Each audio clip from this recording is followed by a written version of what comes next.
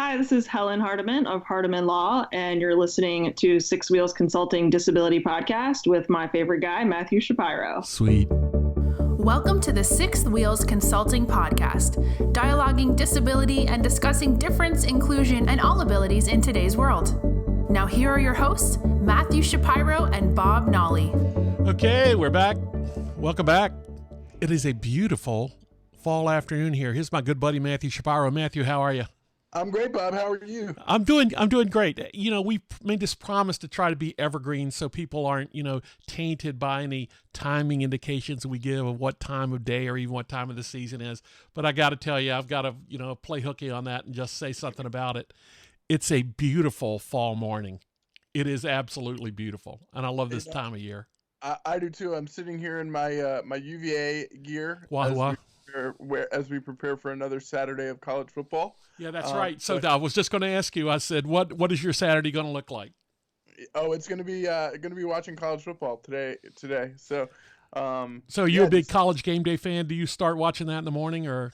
I used to watch it a lot more, but now I just sleep in and enjoy my sleep. You're wise beyond your years, trust me. Yes. So, all right, so kickoff here in the East, since I know we have listeners worldwide, here in the East Coast United States is noon for football. And if you're not following the Premier League and you've been up since 7 o'clock here in the East to watch the early game there, you can watch football until after midnight here. So how late do you go? Oh, I usually watch my squads play, and then I'm good for the day. Once I watch my teams play, I do other things or get caught up on other stuff, and I don't watch 4 games in a day. I'm only interested in my team. Good for you. Very good. Very good. Okay, that's good. Now, has the World Series crossed you up? Oh, absolutely. I'm going for the Nats as usual. It would be better if it was the Cubs, but we're going through some changes. But I'm just glad to be home, to be honest with you. I bet you are, because we've been kind of, waiting for the triumphant return. We've talked about travel issues in the past. We've talked about your last trip abroad. But now I can ask you about your most recent trip. Welcome home. I'm sure you kissed the tarmac when you got home. How was the journey overall? So it's funny. I feel like I've been playing the game of where in the world is Matthew Shapiro. And been very fortunate over the last, month and a half, 2 months to have the opportunity to travel a bunch of different places. So I've actually taken 2 trips technically overseas. We did and I'll go into more detail for both, but we did a cruise of the Baltic countries. So we did Greece, Italy, both sides of Italy, Greece, Croatia, Dubrovnik, Croatia, and we were gone for about 3 weeks on that trip, and then came home on September 23rd. Was home for about 2 or 3 weeks, and then I just recently, as of last week, went and drove up to Canada for a work trip. So we drove to Canada and drove back. We were there from Wednesday got back on Sunday. Montreal, Toronto? Toronto. Okay. And so loved both trips. So first with the cruise, this was a family cruise, something that my parents had so desperately been wanting to do for quite a while. And we got to see a bunch of new countries, and what I really loved about it, again, was that whole, and we've talked about it on previous travel episodes, but other countries just seem to do inclusion and accessibility a million times better than we do. Even over in where we were, you had your accessible bathrooms pretty much everywhere you went. Everywhere you went in those accessible bathrooms, you had your grab bars and your amazing accessibility features. The airports were always very, very accessible. I would argue more accessible than what's done here in the States.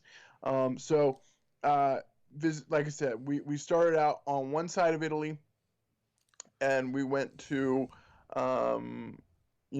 Sistine Chapel, and all of the major places that you need to visit in Italy. We definitely did that. We went and saw the Leaning Tower of Pisa, went and saw the Statue of David, and they always had amazing accessibility features at many of the places we visited. When we For our Game of Thrones fans that might be listening to our podcast, And there are Game of Thrones fans for sure. yes, for our Game of Thrones fans, when we visited Dubrovnik, Croatia, our tour guide actually showed us places where filming for Game of Thrones took place. So I got to see the Red Keep, where Cersei Lannister had her throne and her crown and all of that.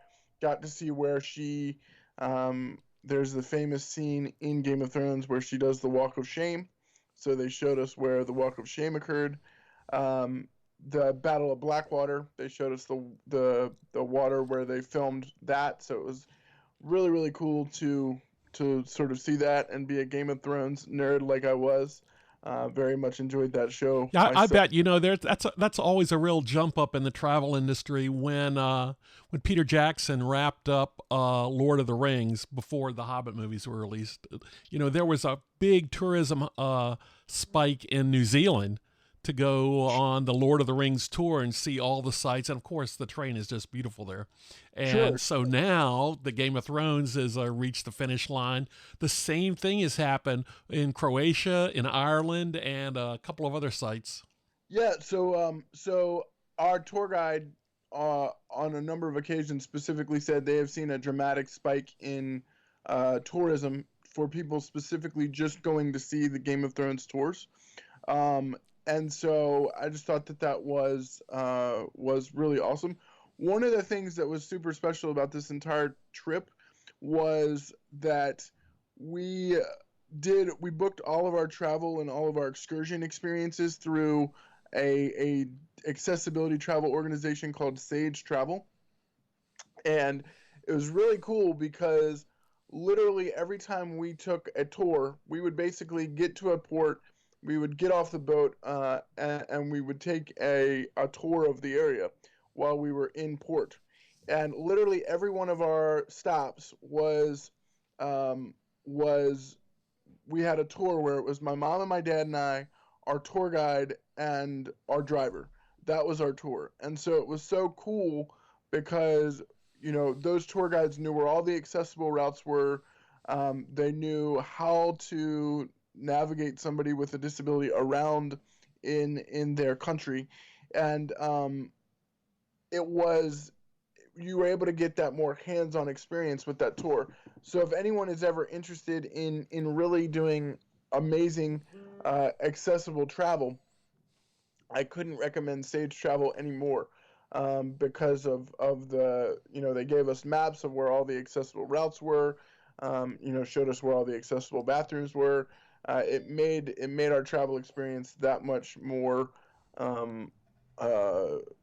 worthwhile and awesome. Now, are they international? Were you able to use them at all of your stops? Yes. So they have tours and things everywhere. I don't want to say everywhere. I think everywhere you were, which is all that mattered. Everywhere I was, for sure. They had tours. Actually, I think one place in Italy we had to use another accessible tour organization, but it worked out really well. But it made the tour experience that much better. The cruise ship was very accessible. We had a few snafus where they told us they weren't going to be tendered, and then they ended up tendering. So some of the places we were supposed to visit, I couldn't go because they changed their tendering plan, or things like that. So I missed out on a few of the places we were supposed to visit, but hung out on the boat and got a lot of reading done and was able to kind of relax in that way. But we visited Pompeii. We visited, like I said, the Statue of David and the Leaning Tower and the Sistine Chapel, and where the Pope does his Sunday masses and everything like that. So very, very, very cool experience. European people are just so Warm. so warm. That's a great way to put it.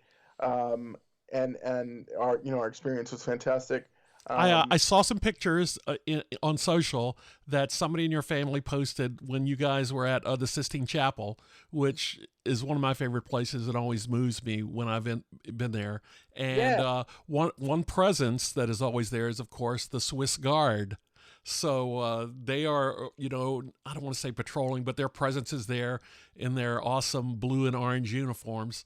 Absolutely. And they're there. And I saw you being lifted manually because there's so many stairs and doorways in the architecture of St. Peter's and the Capella Sistina that you were being lifted by the Swiss Guard up to the next level over an impediment. It's funny that you mentioned that, because when we went into the Sistine Chapel, you have to go down some stairs, and so there is a lift, and when you go in there, you're really not supposed to talk. You're supposed to only look at the ceiling, the ceiling, and believe it or not, I actually got stuck on the lift that they have to get people with disabilities down.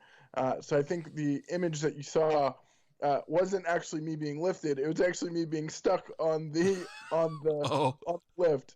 So it took a good little bit to figure out what the problem was. I'm glad we figured it out, because if not, I'd still be there and stuck. But be wearing the cardinal robes then. Yeah, that's right. You look good in the red. Yep. That's right. They would put me in the cardinal robes, and everything would have been great. But the history on that ceiling and the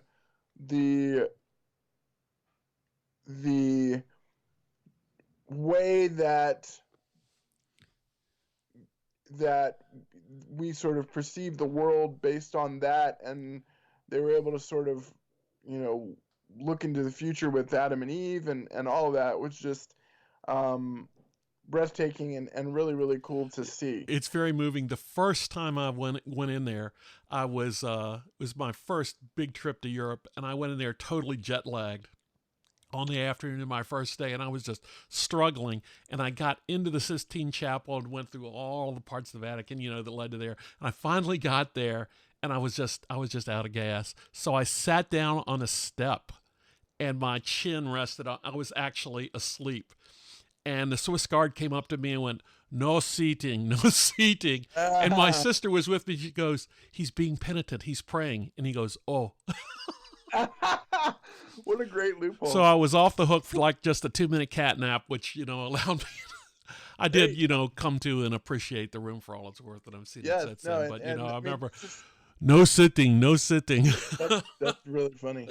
There's just a lot of history, everywhere. And so, what was another place that really moved you that you saw there or anywhere else on the journey? I really, not for the Game of Thrones reasons, but I really enjoyed our Croatia portion. And this was what was really nice about the whole thing, is like all of our tour guides were just so passionate about like giving tours and wanting to show off their countries. And our tour guide in Croatia, our tour guide in Italy, we had two. Basically all of our tour guides were just incredible. But Croatia, we had this wonderful tour guide, and she was, just so engaged and like she knew her stuff, and that really, as did most of our tour guides, but that really adds to the tour experience. And like I said, with it being just a small tour of us, you can really dive in and ask a lot of questions. And it's interesting because you often feel when we're done with these tours, you're kind of sad because you feel like you've made a new friend, and you don't, at the end of the day, because you sort of spend all day with them, right? And you are sad to leave a new friend when you at the end of the day. And so All of our guides were wonderful. They were passionate about what they were doing. But I would say Croatia, for the Game of Thrones things and our tour guide and the history there. Obviously, there's also a lot of history in Greece and Italy as well. I really just loved the history all the way around for the whole trip. And I would definitely go back to a lot of those places that we visited on the cruise. Yeah, you mentioned your tour guides as well. The tour guides are docents that we use. Every time I've hired one, they've been so memorable, and they added such a rich extra layer of context for wherever we were touring. And I enjoyed them all, but on the trip it was always the one that was the best trip, the one you exchanged email addresses with so you could stay in touch. And every trip has one of those, and I'm glad they served you so well. Yeah, and I definitely did that with several of our tour guides. They were all, when we did our tour of Pompeii, our tour guide there was incredible, and we had to work through a few snafus. And Pompeii was very accessible. They've added a bunch. Now you have to do some traversing, but they've added a bunch of ramps within the last 3 to 5 years, I think she said, and so people with strollers and people with wheelchairs and other mobility challenges can easily navigate Pompeii. It's a rocky part, but you can take your time and certainly get through seeing everything. And it was so nice because as the day went on, the tour guide picked up on what my needs were, how to help me navigate. If we were going over a bumpy area, they were there to help kind of give me that extra oomph over, so to speak. And it just adds to the experience. And yep. Fully agree. I'm glad they were there for you. So now you've mentioned the folks at Sage, so there you go. There's a plug right there for them. But yes. On this trip, traveling on 6 wheels, did you learn anything new that you could offer as a travel tip to the listeners? Oh, that's a great question. That's why I'm here. Yeah. That's why we pay you the big bucks, and you just tee me up for all the great questions. They're not supposed to know that. The big metaphorical bucks. How about that? No, that's a really good question. And one thing that we're also trying to figure out, and so if our listeners have a suggestion on this too, this would be really helpful for us, because actually we were really fortunate as to while we were on the boat, my chair was able to maintain a really good charge. But so the way the trip worked was we finished our tour on the boat, and then we spent an extra 2 or 3 days in sort of the Vatican area, so we could do additional tours, in the Vatican. And so when we were not on the boat and we were kind of on our own, my chair actually died on the way home because it didn't maintain a really good charge. And so my dad was actually, on the way home, he was actually pushing me and my what I guess which equates to about 500 pounds with my wheelchair and me through the Italian airport. Fumicino.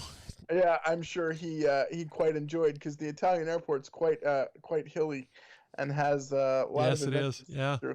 So one of the things that we really are trying to figure out is the whole, and we have inverters and we have all of that stuff, and sometimes it works and sometimes it doesn't. So we've been trying to figure out what is the best way to charge my chair when you have inverter situations, because we traveled with inverters.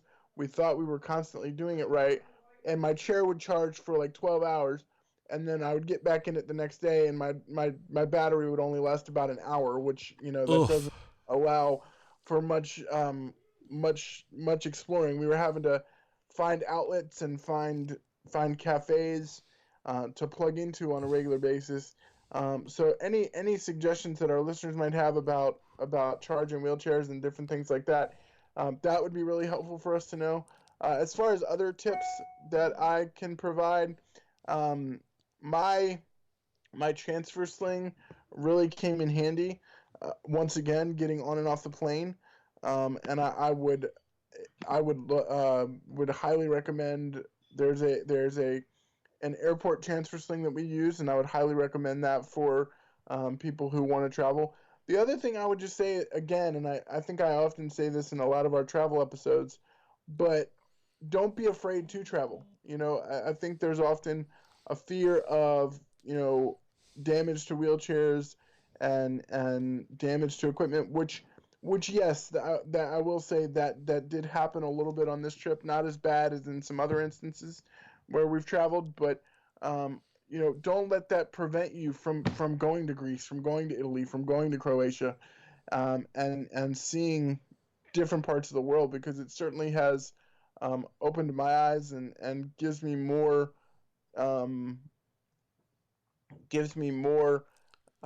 things that I can promote here back in America to try and make the world a more inclusive and accessible place. That's great words. Hey, I'll let that be the final word too. Ladies and gentlemen, you've been listening to the sixth. Do you want to say something else?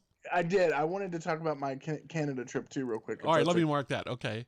Yeah. There I go to mark that so I can fix that. Okay. We're talking about travel, so. All right. All right. What about before we wrap here, the Canada side of things? How did that go? Yeah. So great question.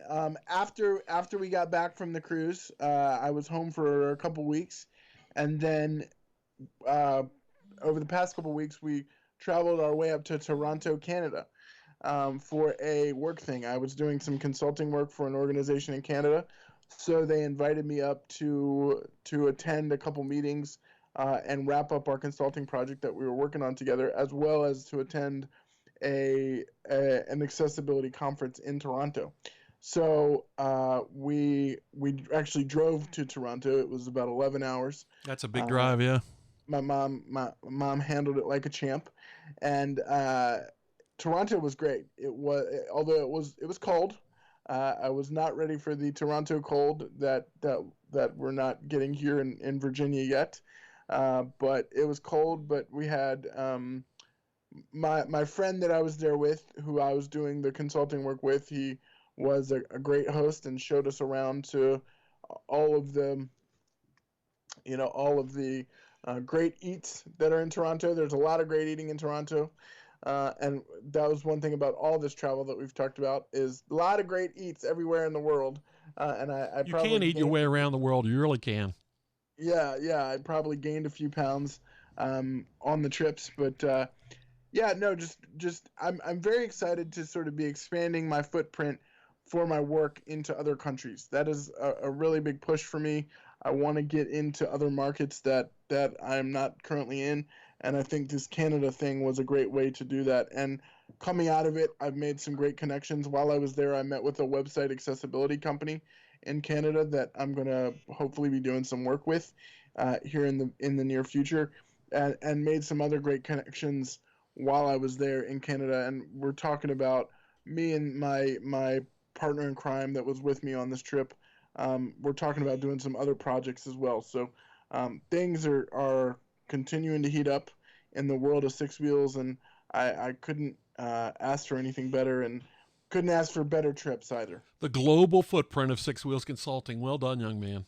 Yes, we are working to expand the global six-wheel footprint.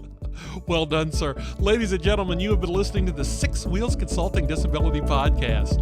Remember, think inclusion. Keep rolling forward. Matthew, see you next time. Thanks, Bob.